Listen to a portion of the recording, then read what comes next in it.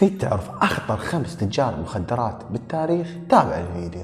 بالمرتبة الخامسة ريك روس، اللي كان بالثمانينات أشهر تاجر مخدرات، بحيث يبيع يوميا 3 مليون دولار بحساب ثروته 600 مليون دولار. المرتبة الرابعة خونسا، أشهر تاجر مخدرات بآسيا. تدرون خونسا كان هو المسؤول فترة من فترات 90% والمسؤول عن هروب مخدرات في أمريكا، تبلغ ثروته حوالي 5 مليار دولار. المرتبة الثالثة كاريوفونتس، يتلقب بملك السماء. ليش؟ لأن كان يهرب الممنوعات بالطائرات مالته، تبلغ ثروته حوالي 25 مليار دولار. المرتبة الثانية خواكين كوزمون، ملقب بالتشابو، اللي قبل فترة انسجن ابنه وقلب الدنيا على موده. يعرف كوزمون او التشابو بوحشيته وهروبه متكرر من السجن. نجي للمرتبة الأولى. المرتبة الأولى بابلو اسكوبار. بابلو اسكوبار غني لدرجة انه يحتاج له باليوم 2500 دولار